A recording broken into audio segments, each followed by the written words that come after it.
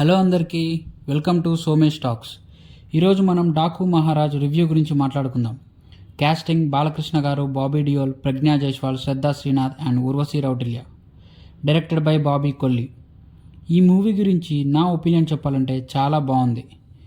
మంచి హై ఇచ్చే యాక్షన్ సీన్స్తో పాటు స్టోరీ అండ్ స్క్రీన్ ప్లే కూడా బాగున్నాయి.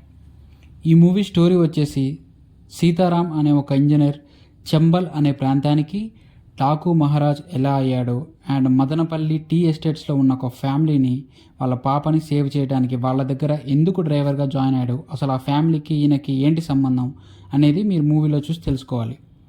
అన్ని కమర్షియల్ మాస్ బాలయ్య మూవీలా కాకుండా ఈ మూవీలో ప్రతి సపోర్టింగ్ క్యారెక్టర్స్కి మంచి రోల్ అండ్ ప్రతి క్యారెక్టర్కి ఒక చిన్న ఎలివేషన్ ఇచ్చారు. లైక్ ప్రజ్ఞాకి, టామ్ చాకోకి అండ్ శ్రద్ధకి. ఈ మూవీ టెంప్లెట్ ఎప్పుడో వచ్చిన సమరసింహారెడ్డి, నరసింహనాయుడు లాగే ఉంటుంది. But presentation and screenplay ఫ్రెష్గా ఉంటుంది. ఈ మూవీలో మెయిన్గా మాట్లాడాల్సింది విజువల్స్ గురించి. విజువల్స్ అయితే చాలా బాగున్నాయి. డిఓపి విజయ్ కార్తిక్ ఇలాంటి కమర్షియల్ మూవీకి ఆ రేంజ్ విజువల్స్ ఇవ్వడం అనేది చాలా గ్రేట్. మూవీలో Balayya entry scene and interval bang చాలా బాగుంటాయి. ఇంటర్వెల్ మంచి హైతో ఎండ్ అవుతుంది.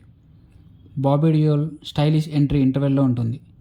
సెకండ్ హాఫ్లో వచ్చే Daaku Maharaaj flashback scenes మామూలుగా ఉండవు.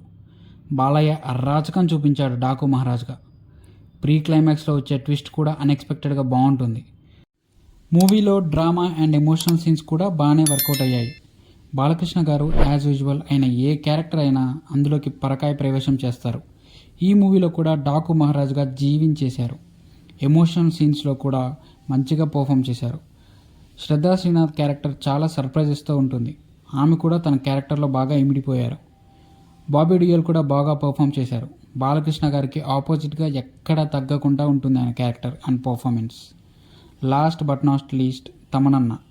ఆయన బ్యాక్గ్రౌండ్ స్కోర్ తోటి మూవీని, అందులో ఉన్న మాస్ యాక్షన్ సీన్స్ని ఎక్కడికో తీసుకెళ్లారు. ఆ సీన్స్ విజువల్స్ అండ్ తమనన్న బీజియం వల్ల ఇంకా బాగా ఎలివేట్ అయ్యాయి. మన తమన్ గారే ఒక ఇంటర్వ్యూలో రజనీకాంత్ గారికి బక్కోడుంటే బాలయ్యకి బండోడున్నాడు అని అన్నారు. ఆయన అన్నట్టే ఆయన బీజియంతో బాలయ్య గారు ఉన్న ప్రతి సీన్ని బాగా ఎలివేట్ చేశారు. Coming to writer and director Bobby, పాత టెంప్లెట్ని యూస్ చేసుకొని బాలయ్య గారు మూవీస్లో ఉన్న అన్ని పాజిటివ్స్ని నోట్ చేసుకొని కొంచెం ఆయన స్టైల్ యాడ్ చేసి ప్రజెంటేషన్ కొత్తగా పర్ఫెక్ట్గా ఉండేలా చూసుకున్నారు. He did the good job అనే చెప్పాలి. ఓవరాల్గా మూవీ బాలయ్య గారు ఫ్యాన్స్కి మంచి మాస్ బొమ్మ అండ్ నార్మల్ ఆడియన్స్ కూడా నచ్చేలా ఉంటుంది. ఈ సంక్రాంతికి ఫ్యామిలీతో కలిసి చూడండి, బాగా ఎంజాయ్ చేస్తారు.